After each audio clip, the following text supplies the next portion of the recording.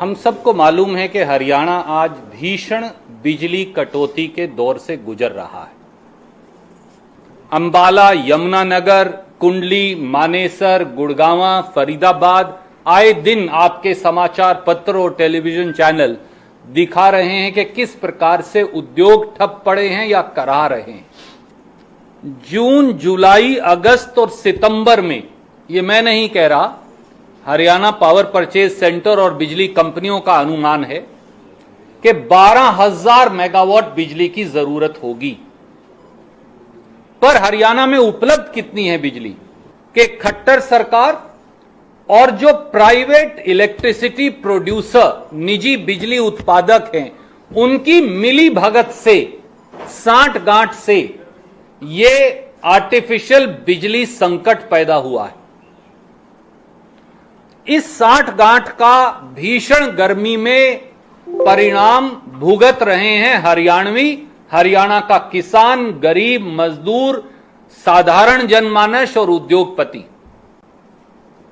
और सरकार के खजाने को सैकड़ों हजारों करोड़ रुपए का चूना लगाया जा रहा है। मैं तथ्यों के साथ अभी आपको प्रस्तुत करूंगा।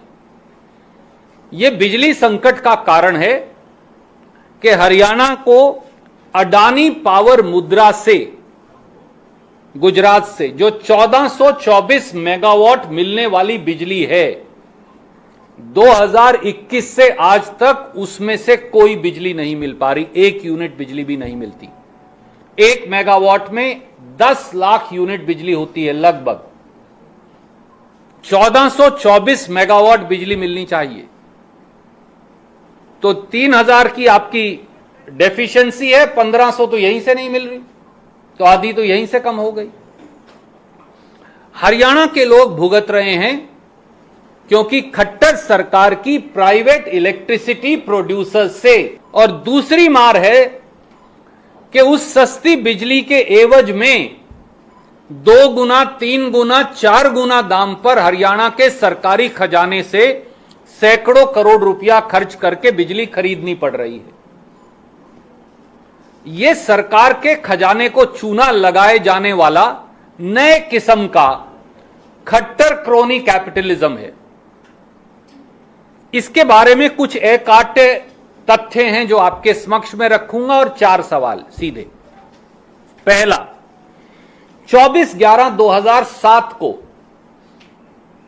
कांग्रेस की सरकार में अडानी पावर ने 25 साल के लिए 1424 मेगावाट KWH जो बोलते हैं, उसे सप्लाई करने की एक कॉम्पिटिटिव बिड दी। 1424 मेगावाट बिजली 25 साल के लिए, रेट ₹2.94 फिक्स्ड। 31 जुलाई 2008 को और 7 अगस्त 2008 को हरियाणा की दोनों बिजली कंपनियों ने आधी 712 यानी 1424 मेगावाट बिजली ₹2.94 पे खरीदने का पावर परचेज एग्रीमेंट साइन कर दिया, अडानी पावर ने और हरियाणा की कंपनियों ने। और एक लाइन मुद्रा गुजरात से, this is the only dedicated power line in India, और कोई पावर लाइन नहीं है ऐसी, मुद्रा गुजरात से महेंद्रगढ़ तक लेकर आए, जो इसका हिस्सा है। तीसरा तथ्य, 2010-11 में इंडोनेशिया में कोयले का भाव बढ़ गया, तो अडानी पावर, उन्होंने कहा कि हरियाणा के साथ हुआ जो पीपीए है उसको या तो सिरे से खारिज किया जाए या फिर कोयले का बढ़ा हुआ भाव उन्हें दिया जाए। बहुत लंबी लिटिगेशन चली और आखिर में 11 अप्रैल 2017, यह तिथि महत्वपूर्ण है, को सुप्रीम कोर्ट ने, सेंट्रल इलेक्ट्रिसिटी रेगुलेटरी कमीशन में गई, एपेलेट ट्राइब्यूनल में गई, मैं आपका समय नष्ट नहीं करूंगा, सुप्रीम कोर्ट ने 2 निर्णय दिए अडानी पावर और हरियाणा के सरकार के बीच में। नंबर 1, हरियाणा सरकार के साथ 1424 मेगावाट बिजली के अडानी पावर के अनुबंध को खारिज नहीं किया जा सकता। नंबर 2, अडानी पावर को बढ़े हुए कोयले की कीमत नहीं दी जा सकती। और मैं आपका समय नष्ट नहीं करूंगा, जो प्रेस रिलीज में भेज रहा हूं उसके अंदर उसकी रेलेवेंट लाइन सुप्रीम कोर्ट के निर्णय की मैंने रिप्रोड्यूस कर दी आपके लिए। साल 2021 से आज तक इस निर्णय के बावजूद अडानी पावर इंडोनेशिया कोल की बढ़ी हुई कीमतों का हवाला देकर हमें बिजली सप्लाई नहीं कर रही। मुझे बताया कि अगस्त सितंबर से तो एक यूनिट नहीं की, उससे पहले 300-400 मेगावाट देते थे। अडानी पावर को पीपीए के मुताबिक बिजली सप्लाई के लिए बाध्य करने की बजाय मुख्यमंत्री माननीय खट्टर साहब और उनकी सरकार ने चुप्पी साध रखी है, मुंह पे कपड़ा बांध लिया। उल्टा खट्टर सरकार शॉर्ट टर्म पावर के नाम पर 5 रुपया से 8 रुपया प्रति यूनिट बिजली खरीद रही है। और कमाल की बात यह है साथियों कि यह बिजली अडानी पावर के रिस्क एंड कॉस्ट पे नहीं खरीदी जा रही। हरियाणा इलेक्ट्रिसिटी रेगुलेटरी कमीशन तक ने कह लिया, और मैं उस ऑर्डर की प्रतिलिपि आपको भेज रहा हूं, कि भैया 2 रुपए 94 पैसे पे बिजली मिलनी चाहिए, नहीं मिल रही तो उनके रिस्क एंड कॉस्ट पे लो। ये व्यापार, बाजार के व्यापार का उदाहरण है और पीपीए का तरीका भी है। परंतु खट्टर सरकार चुप है। और मैं उनके ऑर्डर की एक प्रतिलिपि है जो 6 अप्रैल 2022 को आया है, ये है, मैं आपको ये भी भेज रहा हूं आपके साथ, इस प्रेस रिलीज के साथ। एक और कमाल है, अब हरियाणा सरकार ने 3 साल के लिए 15 अप्रैल 2022 से 14 अप्रैल 2025 तक 500 मेगावाट बिजली खरीदने का नया पीपीए कर लिया। एक है एमबी पावर मध्य प्रदेश, उनसे 5 रुपया 70 पैसे प्रति यूनिट, और दूसरा है आरकेएम पावर छत्तीसगढ़, उनसे 5 रुपया 75 पैसे प्रति यूनिट। अब गौर करिए, जो बिजली अडानी पावर से 2 रुपया 94 पैसे प्रति यूनिट मिलनी थी, अब वो 5 रुपया 70 और 5 रुपया 75 पैसे प्रति यूनिट मिलेगी। यानी हरियाणा सरकार को 2 रुपया 81 पैसे प्रति यूनिट देना पड़ेगा अतिरिक्त, एडिशनल। अगर आप इसे लगाएं तो प्रतिदिन 140 करोड़ 50 लाख रुपया देना पड़ेगा 500 मेगावाट पे। प्रतिदिन जो हरियाणा के लोगों के ऊपर बोझ पड़ेगा अतिरिक्त, वो है 140 करोड़ 50 लाख रुपया। और एक साल में जो बोझ पड़ेगा, क्योंकि ये तो 3 साल का अनुबंध ठेका है, वो है 51,282 करोड़ रुपया। किसका कसूर है? और हरियाणा के लोग भुगतेंगे। कमाल की बात एक और है कि 22 अप्रैल 2022 को, 2 दिन पहले, मुख्यमंत्री जी गुड़गांव जाते हैं और वहां यह बयान देते हैं, जब आप जैसे साथी पूछते हैं या आपके दूसरे पत्रकार मित्र, तो उन्हें कहते हैं कि मैं इन प्राइवेट कंपनियों को यह कहूंगा कि रीजनेबल रेट पे बिजली दे दें। मुख्यमंत्री जी, क्या आप जानते हैं कि अगर आप अडानी को कोयले की लागत देंगे तो 2200 करोड़ रुपए हर साल अतिरिक्त पैसा सरकार के खजाने से जाएगा। 2200 करोड़ सालाना, और 15 साल के लिए देंगे तो 15 दूनी 30 और 15 दूनी 30, 33,000 करोड़ रुपया बन गया। आप कह रहे हैं ये रीजनेबल रेट है, कौन जिम्मेवार होगा? यही बात देश के, कमाल यह है कि देश के बिजली मंत्री भी यही कह रहे हैं। आरके सिंह जी जो देश के बिजली मंत्री हैं, उन्होंने 2 दिन पहले बैठक की हरियाणा से भी, और वहां भी यही कहा कि भैया एक्स्ट्रा कॉस्ट है तो दे दो। पर सुप्रीम कोर्ट कहती है कि हमने देनी नहीं। तो 4 सीधे सवाल है। नंबर 1 सवाल, साल 2021 से लगातार 1424 मेगावाट बिजली सप्लाई ना करने पर भाजपा जजपा सरकार द्वारा अडानी पावर के खिलाफ क्या कार्रवाई की गई? There is a PPA, no, there is a agreement. क्या कार्रवाई की? मुख्यमंत्री व खट्टर सरकार भविष्य में 1424 मेगावाट बिजली जो हमारी है 25 साल के लिए, वो हमें मिले, इसके बारे में क्या कार्रवाई करेंगे ताकि बिजली सप्लाई सुनिश्चित हो जाए। सवाल नंबर 2, खट्टर सरकार महंगी बिजली 5 रुपया, 5.75, 6, 7, 8 रुपया अडानी पावर की रिस्क एंड कॉस्ट पे क्यों नहीं खरीद रही, जबकि पहली बार हरियाणा के खुद के पावर रेगुलेटरी कमीशन ने भी यह सवाल 6 अप्रैल 2022 को हरियाणा सरकार से पूछा है। यह मैं उसकी प्रतिलिपि आपको भेज रहा हूं। तीसरा सवाल, 500 मेगावाट महंगी बिजली 5 रुपया 70 और 75 प्रति यूनिट खरीदने से सरकार के खजाने पर जो सालाना 51,282 करोड़ का अतिरिक्त बोझ पड़ेगा, उसकी रिकवरी कब और कैसे खट्टर साहब करेंगे और कब तक। चौथा सवाल, मुख्यमंत्री और केंद्रीय बिजली मंत्री बार बार अडानी पावर को पीपीए में निर्धारित 2 रुपये 94 पैसे प्रति यूनिट से अतिरिक्त रेट देने की बात क्यों कर रहे हैं। क्या यह सही नहीं कि सुप्रीम कोर्ट द्वारा कोयले की बढ़ी हुई कीमतें अडानी पावर को देने से इनकार कर दिया गया है, उनकी प्ली को खारिज कर दिया गया है। तो क्या अडानी पावर को कोयले की बढ़ी हुई कीमतों से सीधे सीधे हमारे राजकोषीय खजाने पर, हमारे खजाने पर 2200 करोड़ का अतिरिक्त बोझ नहीं पड़ेगा सालाना, और 15 साल में ये 33,000 करोड़ नहीं बनते? तो इसके लिए कौन जिम्मेवार है? केवल ये सवाल है। कोई भी प्रश्न आप पूछना चाहें तो स्वागत।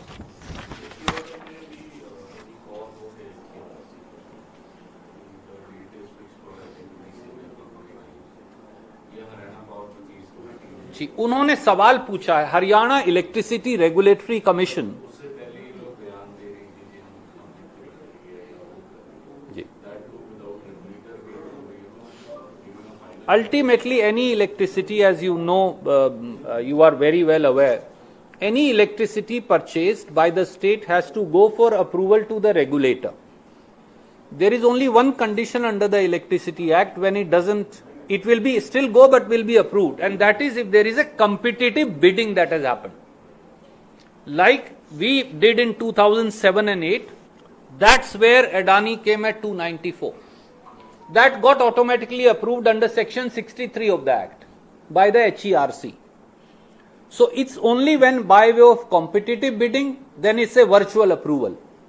But if not by way of competitive bidding, it still has to be approved by HERC. But my point is short. My point is very, very simple. Why is it that Khattar government has not forced enforcement of PPA for supply of 1,424 megawatt at 2 rupees 94 paisa per unit? And why is it that the more expensive electricity is not being? ये 51,282 करोड़ तो आपको हर साल देने ही पड़ेंगे unless and until कि उनकी supply चालू हो जाए, और खट्टर साहब क्यों नहीं करवा रहे? ये सवाल है। क्या सीधे सीधे आप ये बात कह रहे हैं कि अडानी और मोदी सरकार की दोस्ती का खामियाजा हरियाणा भुगत रहा है? मुझे लगता है कि खट्टर सरकार और अडानी पावर की दोस्ती का खामियाजा हरियाणा भुगत रहा है। जब कांग्रेस की सरकार 2014 में गई तो Haryana power sufficient surplus state था, हम बिजली बाहर बेचते थे, क्योंकि कांग्रेस ने यह करके दिखाया पहली बार 10 साल के कांग्रेस के इतिहास में। मेरा यह मानना था और मैंने उस समय कहा भी था कि हमारा स्टेट 2020 तक पावर सरप्लस रहेगा, क्योंकि कोविड आ गया और बिजली की मांग गिर गई तो वो 2021 तक चला गया, 1 साल और बढ़ गया। अब हरियाणा दोबारा पावर डेफिशिएंट स्टेट है। 8 साल में 8 यूनिट बिजली का उत्पादन भी खट्टर सरकार ने नहीं किया। 8 साल में 8 यूनिट नहीं जोड़े। तो आप घर की संपत्ति बेचकर या घर का पैसा इस्तेमाल करके बचत का कि बड़े मियां तो बड़े मियां, छोटे मियां तो छोटे मियां, बड़े मियां सुभान अल्लाह। 1424 ही मुद्रा से आती है, उसके अलावा 1 यूनिट फालतू नहीं है। नंबर 2, इन्होंने शब्द कोई भी लिखा, वो चाइना लाइट पावर की बिजली है जिसकी बात कर रहे हैं। इन्होंने बेवकूफी जो की सरकार ने, गर्मी में उन्हें शटडाउन दे दिया। भैया जब आप प्लांट शटडाउन करते हैं तो तब करते हैं सबसे जब बिजली की मांग सबसे कम हो। तो हमेशा मेंटेनेंस पे प्लांट जाता है विंटर में, कभी दुनिया में गर्मी में शटडाउन नहीं देते आप। हमारी पावर कंपनीज ने, private company China light power भी, देर इज समथिंग कॉल्ड, जो हुई नहीं, case 1 case 2 bidding in India. Just for your academic knowledge only I am telling you. Haryana successfully did both case 1 case 2 bidding in Congress government. One is where somebody sets up a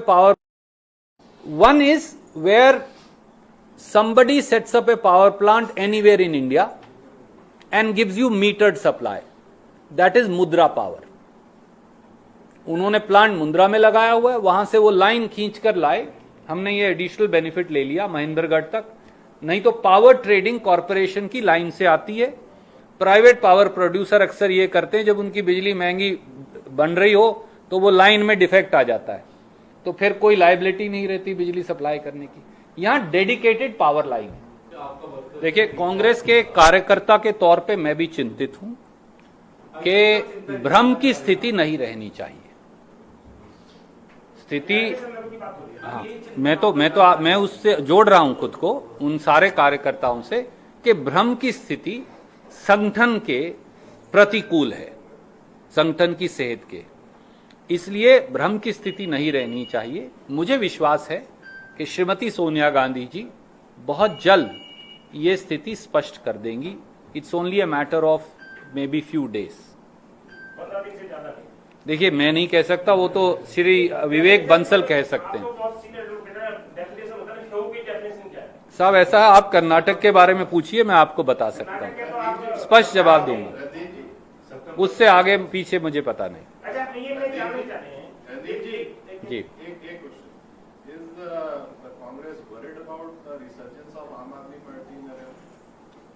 every political party needs to act according to me on 3 principles. A, strengthening its own ideology, building its own organization, propagating its own idea.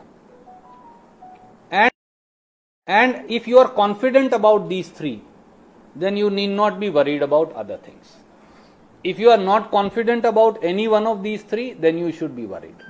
So I think first we need to look within, then look outside. भ्रम की स्थिति की आपने बात की, भ्रम की स्थिति क्या पंजाब में रही, उस वजह से ऐसे नतीजे आए? देखिए, मैं पंजाब पर कोई टिप्पणी नहीं करूंगा क्योंकि मैं पंजाब का प्रभारी नहीं रहा, इसलिए मुझे मालूम है। एक और जहां बिजली संकट को लेकर हम चर्चा कर रहे हैं, आम आदमी पार्टी के लिए 300 यूनिट हम फ्री देंगे आपको 1 जुलाई को, इस तरीके से। आदरणीय मित्र, पर आदरणीय मित्र, देखिए, आप फ्री देंगे नहीं देंगे कैसे? 300 यूनिट तो पंजाब में कांग्रेस की सरकार फ्री करके गई थी, 200 यूनिट करके गई थी, वो 300 दे रहे हैं, बड़ी अच्छी बात है, दें। अब वो कैसे देंगे ये तो भगवंत मान जी बताएंगे, मेरी तो जिम्मेवारी नहीं है ये बताने की, क्योंकि मुख्यमंत्री तो वो हैं। सवाल अच्छा है पर गलत आदमी से पूछ रहे हैं।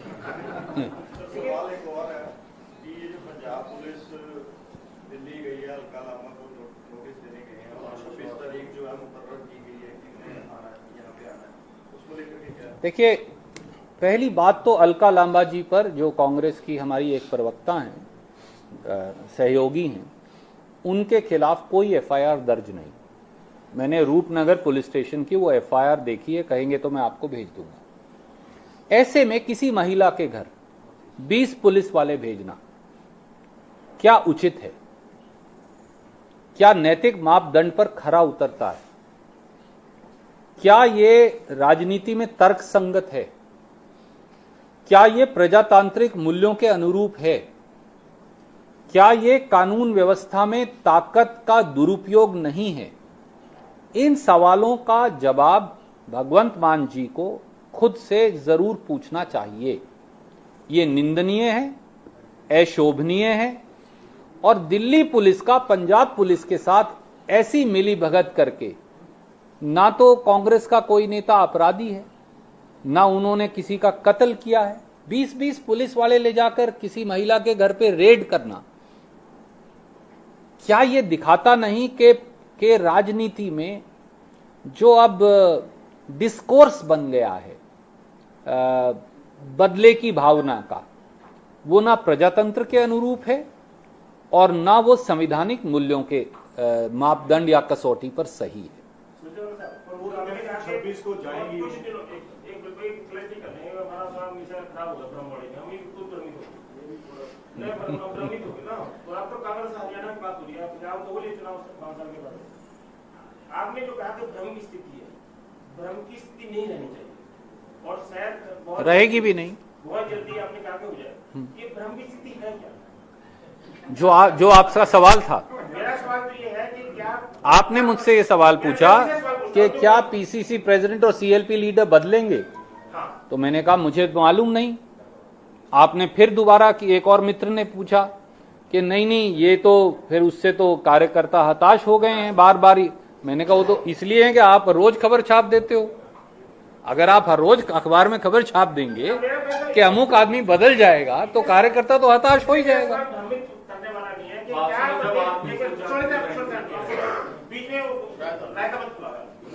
क्या प्रदेश कांग्रेस अध्यक्ष पद पे नई नियुक्ति कुछ दिनों में होगी? मुझे नहीं मालूम। तो कुछ दिनों में क्या? मैंने इसीलिए आपको कहा मेरे को इस बात की जानकारी नहीं, क्योंकि ये मेरे अधिकार क्षेत्र में नहीं आता। मैं आपको श्री विवेक बंसल प्रभारी हरियाणा की ओर भेजकर कहूंगा कि ये सवाल का जवाब उनसे पूछा जाए, क्योंकि पत्रकार मित्र लगातार लिख रहे हैं। अब मुझे नहीं पता आपकी सोर्सेस क्या हैं। आपको ऐसे नेता से पूछते हैं जो पूरी पार्टी के प्रवक्ता हर विषय पे बोलते हैं, कितना बोलना है वो आपने बोला है। देखिए, जो प्रदेश के जो अखिल भारतीय राष्ट्रीय कांग्रेस के अध्यक्ष रहे हैं उनके और जो अध्यक्ष गुजर रहे हैं उनके बहुत सारे मामलों में रणनीतिकार भी हैं। आप पीके तो आप भी हैं। हम इसलिए अब आपने मुझे तो बर्खास्त कर ही दिया है, तो अब बताओ मेरे से क्यों पूछ रहे हैं। हरियाणा के बारे में जानना चाह रहे हैं कि हरियाणा में क्या प्रदेश कांग्रेस अध्यक्ष पे कोई जल्द फैसला होगा? मैं इस पर टिप्पणी करने में सक्षम नहीं, क्योंकि जब संगठन का मामला आता है तो संगठन के जो प्रभारी हैं प्रदेश के, केवल वो इस पर उत्तर दे सकते हैं। मुझसे आप किसी प्रांत का भी पूछेंगे कर्नाटक को छोड़कर, तो मैं हमेशा ये बोलूंगा कि अमुक महासचिव या अमुक प्रभारी जो हैं वो जवाब देंगे इस सवाल। सर एक सवाल है, कल नवजोत सिंह सिद्धू ने भगवंत मान की तारीफ की, उसको किस तरह ये एक दिन और आपसे चर्चा करेंगे। मैं भी तो आपकी तारीफ करता हूँ।